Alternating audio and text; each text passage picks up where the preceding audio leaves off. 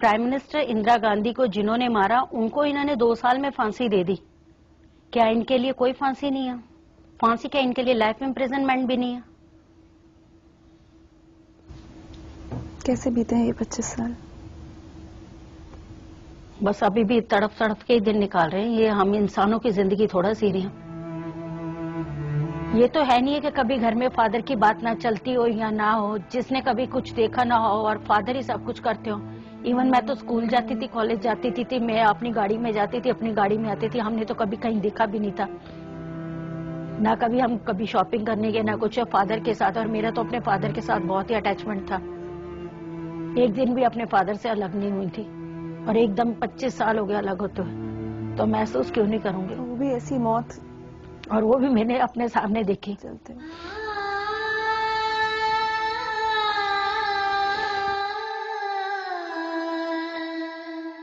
क्या चाहती है? मैं तो जस्टिस चाहती हूँ। मैं तो यही चाहती हूँ जैसे मेरे फादर को मारा किया, कम से कम उनको सजाई। अगर ये लोग नहीं ऐसे मौत दे सकते, मेरे हिसाब से तो उनको ऐसे ही मौत देनी चाहिए जैसे मेरे फादर को मारा, ऐसे ही मारे।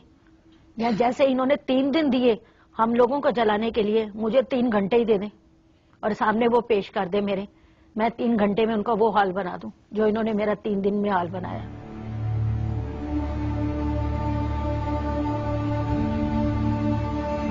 निर्भीत जी की आंखों में जो आंसू हैं, उनसे उनका दर्द और उनकी बातों से उनका गुस्सा साफ झलक रहा है। और शायद ये गुस्सा हम में से किसी के भी दिल में होता अगर हमने वो सब कुछ सहा होता जो इन्होंने सहा है। निर्भीत ने जो गलती की उसकी सजा ये भुगत चुकी है। 9 साल जेल में गुजारने के बाद ये बरी भी हो गई। लेकिन वो जिन्होंने एक सीधी सादी लड़की को उग्रवादी बनने पर मजबूर किया, आखिर उन्हें सजा कब मिलेगी? अपनों ने मारा, जिनको आजादी लेके दी उन्होंने मारा है। शर्म आती है मेरे को, ऐसे हिंदुस्तान की बेटी कहती हूँ, शर्म आती है।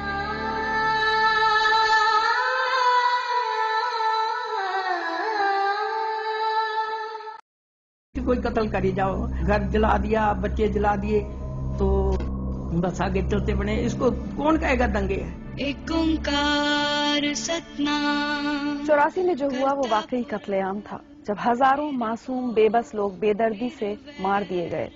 न स्वतंत्रता सेनानियों के परिवारों को बख्शा गया, न फौजियों को।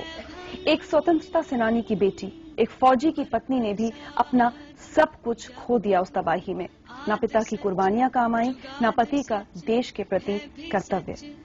जगदीश ने अपने पति के अलावा अपने 17 साल के होनहार बेटे और 3 जवान भाइयों को भी अपनी नजरों के सामने मरते देखा। रात भर वो माँ अपने बेटे के शव से लिपट कर रोती रही, तो कभी एक पत्नी अपने पति की लाश को सहलाती रही। और फिर बदहवासी के ऐसे 4 दिन कि सुनकर भी रोंगटे खड़े हो जाएं। जगदीश जी, याद है सब कुछ? कभी भूल ही नहीं सकता।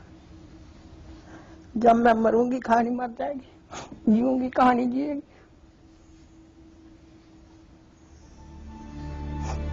कभी भी भूल नहीं सकती।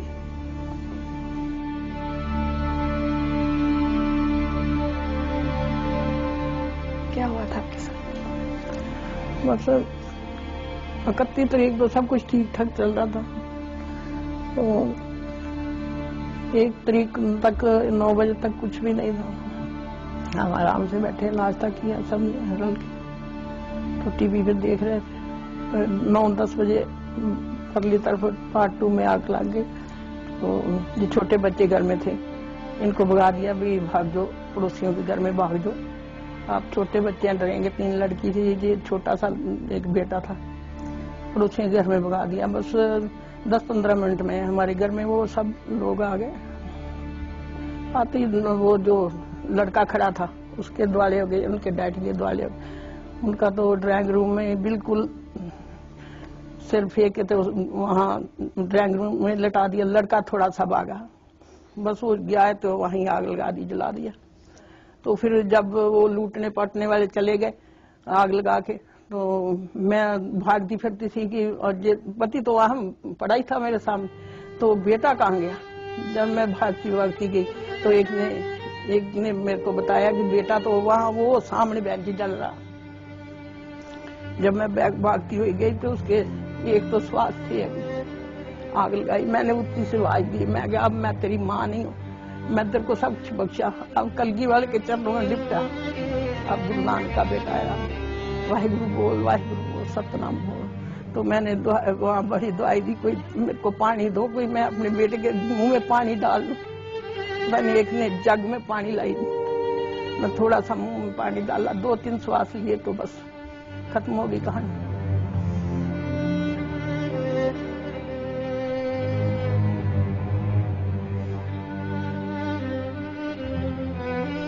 एक दफा पुलिस स्टेशन गई 3-4 बजे, भाई सब मेरे घर में जैसा हो गया है, इन्होंने बस वो पुलिस चौकी वालों ने मेरे को डांटा, कहने लगे देख आपके घर में मर गया था, क्या हुआ? वो अभी तो बहुत मर रहे हैं, जब सब मर जाएंगे जो सबका होगा वो आपका भी हो जाएगा। फिर क्या था, फिर घर में आ गई, बैठी रही। शाम को बच्चे भी निकाल दिए उन्होंने, फिर इनको ऊपर छत पे लटा दिया छोटे बच्चों को। मैं इनको कहा भी जो मेरे को कोई मार भी दे, आप बेटा नीचे मत उतर। कभी ऊपर जाती थी, बच्चों को देखाती, कभी अपने बेटे के सिर पे हाथ फेर देती, कभी पति के हाथ। तो वाहिगुरु का जाप करती फिरती रहती।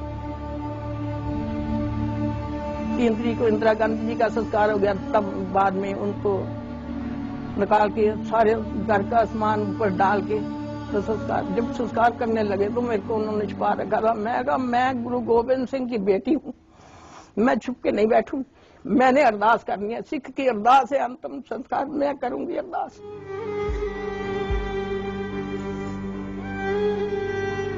हाँ, एक मेरे को बहुत दुख की बात है, क्योंकि मैं बहादुर की बेटी हूँ और बहादुर की पत्नी हूँ। जब मेरे बेटे देश के कौम के लिए मरता, आज मैं छाती तान के कहती मेरा बेटा देश की सेवा करता हुआ मरा। छाती तान के कहती मैं शहीद की माँ हूँ, शहीद की पत्नी हूँ, शहीद की बहन हूँ। आप क्या कहूँ, अपनों ने मारा है, क्या कहूँ, क्या बहादुरी ले गए हैं। अपनों ने मारा, जिनको आजादी लेके दी उन्होंने मारा है। शर्म आती है मेरे को, ऐसे हिंदुस्तान की बेटी कहती हूँ, शर्म आती है। कभी कभी बाप को कोसती है, तो लड़ते थे आजादी की लड़ाई, अंग्रेज होते काश हमारे बच्चे ना चलते, तो लड़ते थे। कभी कोसती है, क्या लिया आजादी, तो आगे क्या लिया आजादी से, उन्हीं का खून उन्हीं को राजधानी में जला दिया।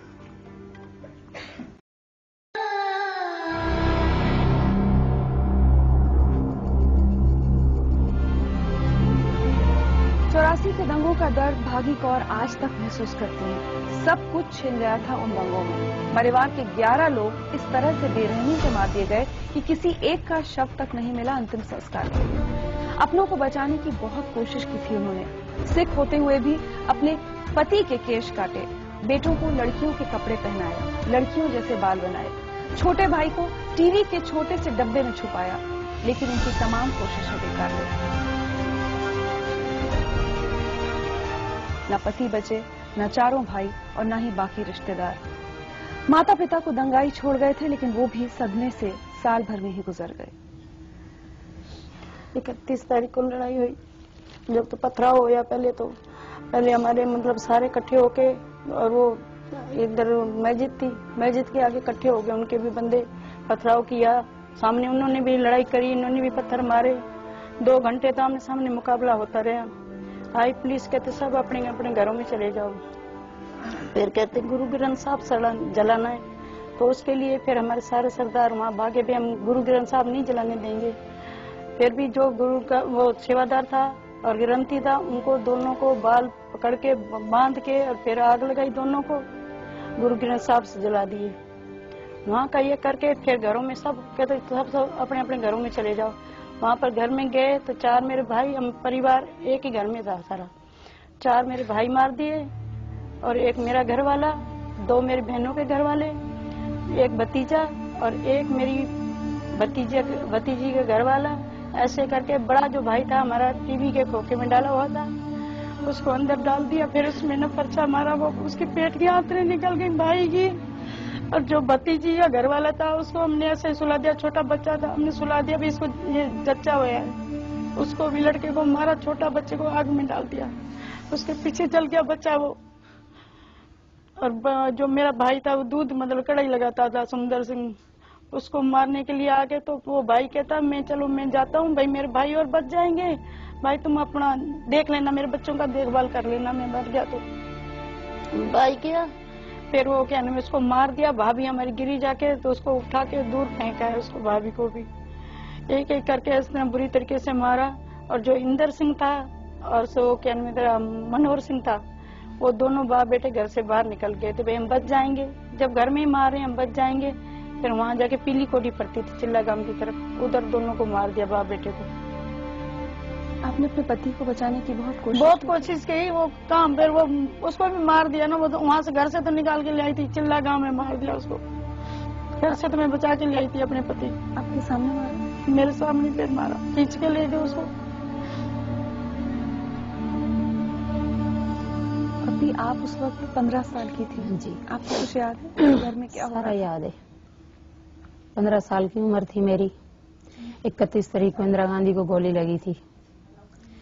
31 तारीख को जैसे गोली लगी तो देख रहे थे, ऐसे ही सुन रहे थे भी इसको गोली लग गई, लेकिन हमें ये पता नहीं था कि हमारे साथ ऐसे अन्याय होएगा। आपके घर में क्या हुआ? हमारे 10 लोग मारे गए घर में से। पिताजी, भाई, ताए, चाचे, जीजा, मामा, मासड़, 10 लोग मारे गए। एक एक बंदे को निकालते गए, मारते गए, जिंदों को जलाते गए, पेट्रोल डालते गए, गले में टेर डालते गए। और हमारे घर के अंदर पूरा हमारा परिवार इकट्ठा था। हमारे घर का दरवाजा तोड़ दिया उन्होंने, दरवाजा तोड़ के आग लगा दी घर में। 3 दिन ऐसे ही हम रोडों पे भटकते रहे, कभी इधर भगाते थे हमारे को, कभी इधर भगाते थे। जैसे जंगलों में भेड़ बकरियों को हाँक देते हैं, ऐसे जो भी कोई टकरता था मारने वाले ही टकरता था। 3 दिन ऐसे ही रोते रहे, चिल्लाते रहे, भटकते रहे। फिर मिलिट्री आई थी 3 तारीख को, फिर उन्होंने उठा के सबको इकट्ठा करके और कैंपों में डाला। हमने सोचा हमारे परिवार वाले हमारे को शायद मिल जाएंगे। इंतजार करते करते ये टाइम आ गया, अभी तक तो हमारा कोई परिवार वाला मिला ही नहीं हमारे को। एक भी शब्द नहीं मिला, संस्कार किसी का भी नहीं मिला। वो उसके ज्ञान सिंह की तो आंतरें निकल गई थी मेरे भाई के भजन के घर में। आंतरें निकली हुई ऐसे चुन्नी के साथ बांध रहे। वो पानी मांग रहा है हैंडपंप की, वो हथियां भी निकाली उन्होंने, तारें कनेक्ट की तारें फेंक दी। उसको पानी कहाँ से देते जब घर में ही पानी नहीं था। जब तक हम जिंदे रहेंगे हम नहीं भूलेंगे 84 को। हमारे को क्या इंसाफ मिला? कुछ भी नहीं इंसाफ मिला है हमारे को। ये सिर्फ इन 2 महिलाओं की कहानी नहीं है, ये उन हजारों परिवारों की कहानी है जो 84 में हुई दरिंदगी का निशाना बने। यकीन मानिए ऐसे भी परिवार हैं जिनके 21 लोग तक एक ही दिन में खत्म कर दिए गए। पूरे परिवार में एक भी पुरुष नहीं बचा। तेरे मेरे बच्चे ब्याज पे मूल पे लेके बैठी हूँ बेटा। मेरा कोई नहीं दिया जलाने वाला रहा। मैं किसको कहूँ बेटी, बता।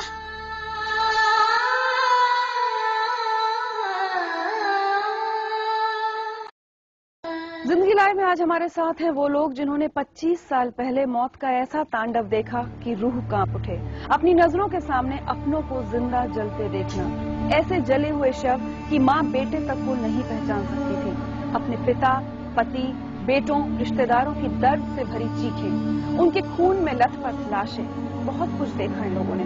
उन 4 दिनों में इतना दर्द कि शायद मौत जिंदगी से बेहतर लगने लगी थी। आज हमारे साथ बहुत से ऐसे लोग हैं जो 84 के दंगों का शिकार बने। हर एक की अपनी अलग कहानी है। 1984 में मैं 7th क्लास में पढ़ता था। मेरे फादर की डेथ हो गई, मेरे चाचा को मार दिया गया मेरे आंखों के सामने, मेरे मामा जी को मार दिया गया। एक ही साथ में पड़ोस में घर था, मेरी मम्मी मुझे वहां ले गई। 3 दिन तक मैं उसी 32 ब्लॉक त्रिलोकपुरी में रहता था, वहीं घूमता रहा। मैंने 3 दिन सरेआम कत्लेआम देखा। सर काट दिया, जिंदा जला दिया, पेट फाड़ दिया, ऐसी लाशें पड़ी थी जैसे जानवर पड़े। ऐसा दृश्य मैंने देखा। मैं चाहता हूं भगवान ऐसा दृश्य कभी भी किसी को पूरी लाइफ में ना दिखे। आप कुछ बताना चाहते हैं? मेरा जिंदा बेटा जलाया गुरुद्वारे के सामने, और मैं गुरुद्वारे में हाथ जोड़ के खड़ी रही, भैया मत मारो, इसे मत मारो। मेरे जिंदे बेटे को मार दिया और जिंदा जला दिया। वहां गई झुकी में, मैं चदर लेके उड़ा दो, चदर नहीं मिली। झुकी